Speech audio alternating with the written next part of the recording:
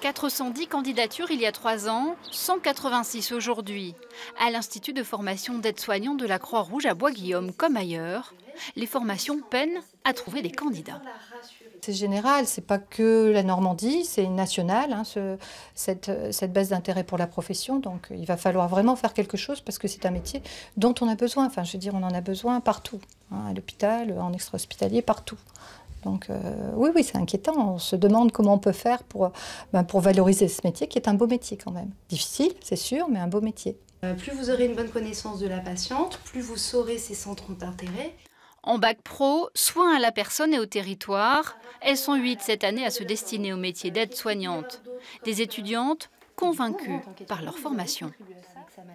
Agréablement surprise parce que j'avais moi aussi entendu des on-dit et tout ça. Et quand j'ai été en stage, j'ai découvert un personnel soignant très professionnel, très encadrant avec les étudiants. Ils sont beaucoup disponibles pour nous et aussi pour leurs patients. C'est pas du tout ce qu'on voit à la télé. Donc oui, j'ai été surprise et contente. Faut pas garder les a priori des horaires, de tout ça, de la maltraitance.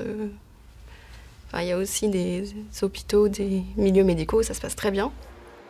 Dans cette maison de retraite, pour pallier les absences, on est bien souvent obligé de faire appel à l'intérim et de se contenter de personnel faisant office d'aide-soignant. Pour la directrice, il faut que le métier redevienne attractif. Ça passe par une revalorisation salariale, mais aussi une revalorisation de leurs conditions de travail. Parce que je crois qu'effectivement, c'est fini, les personnes veulent avoir des conditions de travail correctes. Tous les professionnels réclament une campagne nationale de valorisation du métier qui mettrait en avant les témoignages de ces femmes passionnées. Voilà, du coup, le petit thé. Voir dans les yeux d'une personne âgée qu'elle est heureuse du service qu'on vient de rendre, ou pas seulement les personnes âgées, même des patients qu'on peut avoir déjà. La lumière dans les yeux, le fait de s'entendre dire merci, on sait qu'on a servi à quelque chose, et de savoir qu'on peut servir à quelque chose et aider son prochain, c'est déjà un grand pas. Si vous êtes intéressé, la date limite de dépôt des candidatures est fixée au 22 janvier.